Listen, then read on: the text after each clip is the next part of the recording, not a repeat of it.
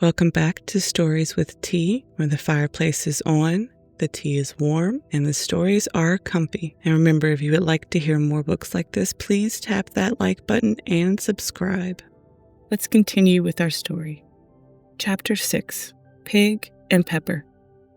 For a minute or two, she stood looking at the house and wondering what to do next, when suddenly a footman in livery came running out of the wood. She considered him to be a footman because he was in livery. Otherwise, judging by his face only, she would have called him a fish, and rapped loudly at the door with his knuckles. It was opened by another footman in livery, with a round face and large eyes like a frog, and both footmen, Alice noticed, had powdered hair that curled all over their heads. She felt very curious to know what it was all about, and crept a little way out of the wood to listen. The fish footman began by producing from under his arm a great letter, nearly as large as himself, and this he handed over to the other, saying, in a solemn tone, "For the Duchess, an invitation from the Queen to play croquet." The frog footman repeated in the same solemn tone, only changing the order of the words a little, "From the Queen, an invitation for the Duchess to play croquet." Then they both bowed low, and their curls got entangled together. Alice laughed so much at this that she had to run back into the wood for fear of their hearing her, and when she next peeped out, the fish footman was gone, and the other was sitting on the ground near the door, staring stupidly up into the sky.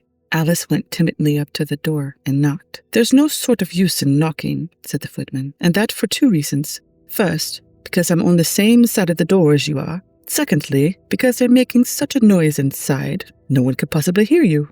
And certainly there was a most extraordinary noise going on within, a constant howling and sneezing, and every now and then a great crash, as if a dish or kettle had been broken to pieces. "Please then," said Alice, "how am I to get in?" "There might be some sense in your knocking," the footman went on without attending to her. "If we had the door between us. For instance, if you were inside, you might knock and I could let you out, you know." He was looking up into the sky all the time he was speaking, and this Alice thought decidedly uncivil. But perhaps he can't help it, she said to herself, for his eyes are so very nearly at the top of his head.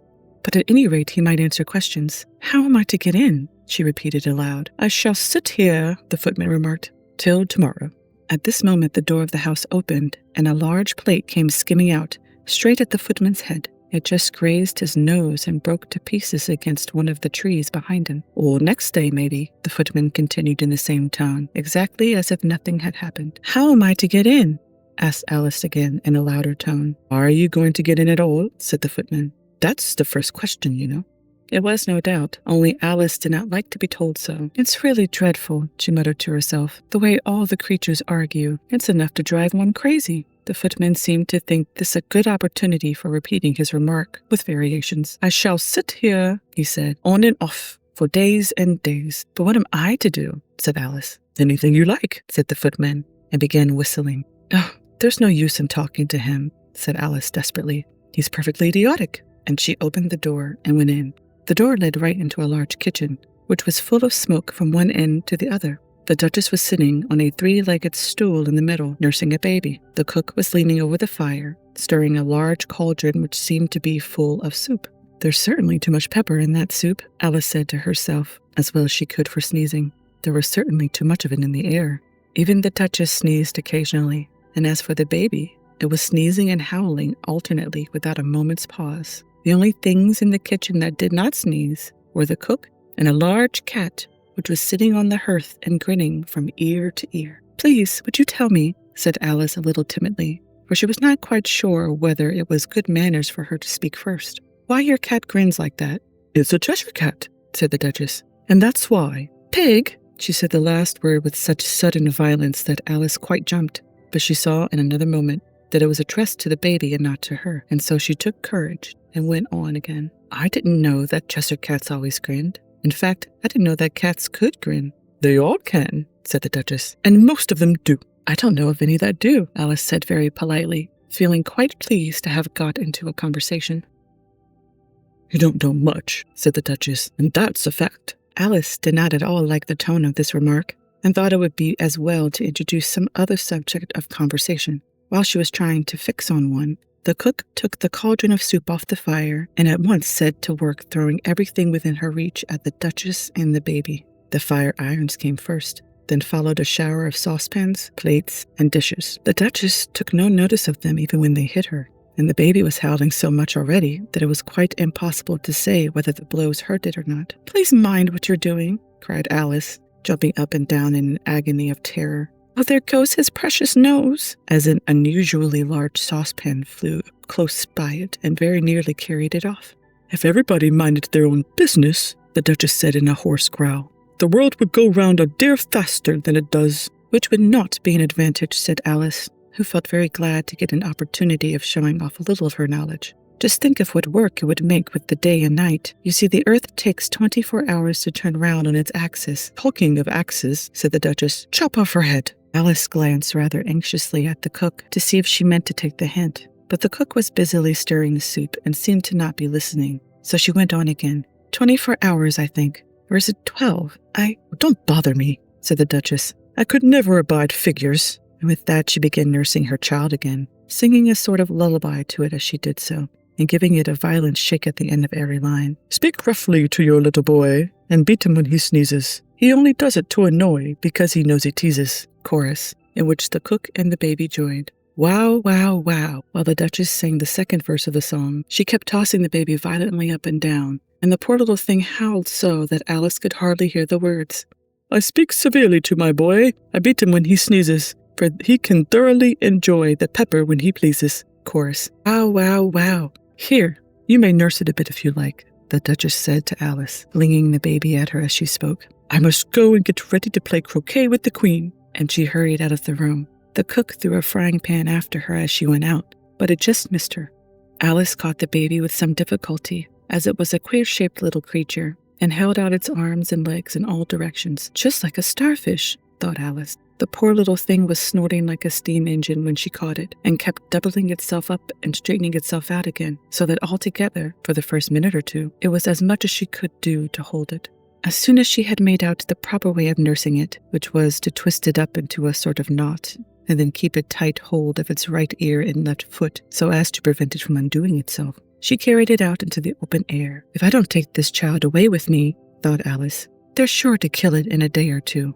Wouldn't it be murder to leave it behind?" She said the last words out loud, and the little thing grunted in reply. It had left off sneezing by this time. "Don't grunt," said Alice. "That's not at all a proper way of expressing yourself." The baby grunted again, and Alice looked very anxiously into its face to see what was the matter with it. There could be no doubt that it had a very turned-up nose, much more like a snout than a real nose. Also, its eyes were getting extremely small for a baby. Altogether, did not like the look of the thing at all. But perhaps it was only sobbing, she thought, and looked into its eyes again to see if there were any tears. No, there were no tears. "If you're going to turn into a pig, my dear," said Alice seriously, "I'll have nothing more to do with you. Mind now." The poor little thing sobbed again, or grunted, it was impossible to say which, and they went on for some while in silence. Alice was just beginning to think to herself, "Now what am I going to do with this creature when I get it home?" when it grunted again, so violently that she looked down into its face in some alarm. This time there can be no mistake about it. It was neither more nor less than a pig, and she felt it would be quite absurd for her to carry it further. So she set the little creature down and felt quite relieved to see it trot away quietly into the wood. "If it had grown up," she said to herself, "it would have made a dreadfully ugly child. But it makes a rather handsome pig, I think." And she began thinking over other children she knew who might do very well as pigs, and was just saying to herself, if one only knew the right way to change them, when she was a little startled by seeing the Cheshire Cat sitting on a bough of a tree a few yards off. The cat only grinned when it saw Alice. It looked good-natured, she thought. Still, it had very long claws and a great many teeth, so she felt that it ought to be treated with respect. "Cheshire Puss," she began rather timidly, as she did not at all know whether it would like the name. However, it only grinned a little wider. "Come, it's pleased so far," thought Alice, and she went on. "Would you tell me, please, which way I ought to go from here?" "That depends a good deal on where you want to get to," said the cat. "I don't much care where," said Alice. "Then it doesn't matter which way you go," said the cat. "So long as I get somewhere," Alice added as an explanation. "Oh, you're sure to do that," said the cat, "if you only walk long enough." Alice felt that this could not be denied, so she tried another question. "What sort of people live about here?" "In that direction," the cat said, waving its right paw round, "lives a hatter, and in that direction," waving the other paw, lives a March hare. Visit either you like. They're both mad. But I don't want to go among mad people, Alice remarked. Oh, you can't help that, said the cat. We're all mad here. I'm mad. You're mad. How do you know I'm mad? Said Alice. You must be, said the cat, or you wouldn't have come here. Alice didn't think that proved it at all. However, she went on. And how do you know that you're mad? To begin with, said the cat, dog's not mad. You grant that? I suppose so, said Alice. Well, then, the cat went on. You see, dog growls when it's angry, wags its tail when it's pleased. Now I growl when I'm pleased, and wag my tail when I'm angry. Therefore, I'm mad. I call it purring, not growling, said Alice. Call it what you like, said the cat. Do you play croquet with the queen today? I should like it very much, said Alice, but I haven't been invited yet. You'll see me there, said the cat, and vanished. Alice was not much surprised at this. She was getting so used to queer things happening. While she was looking at the place where it had been, it suddenly appeared again. By the by, what became of the baby? Said the cat. Oh, I'd nearly forgotten to ask. It turned into a pig, Alice quietly said, just as if it had come back in a natural way. I thought it would, said the cat, and vanished again. Alice waited a little, half expecting to see it again, but it did not appear, and after a minute or two she walked on in the direction in which the March hare was said to live. I've seen hatters before, she said to herself. The March hare will be much the most interesting, and perhaps, as this is May, it won't be raving mad, at least not so mad as it was in March. As she said this, she looked up, and there was the cat again, sitting on a branch of a tree. Did you say pig or pig? Said the cat. I said pig, replied Alice, and I wish you wouldn't keep appearing and vanishing so suddenly. You make one quite giddy. All right, said the cat, and this time it vanished quite slowly, beginning with the end of the tail, and ending with the grin, which remained some time after the rest of it had gone. Well, I've often seen a cat without a grin, thought Alice, but a grin without a cat? It's the most curious thing I ever saw in my life. She had not gone much further before she came in sight of the house of the March hare. She thought it must be the right house, because the chimneys were shaped like ears and the roof was thatched with fur. It was so large a house that she did not like to go nearer till she had nibbled some more of the left-handed bit of mushroom, and raised herself to about 2 feet high. Even then, she walked up towards it rather timidly, saying to herself, suppose it should be raving mad after all. I almost wish I'd gone to see the hatter instead. Thank you so much for spending this quiet moment with me tonight. I hope today's story brought you a little comfort and a little warmth.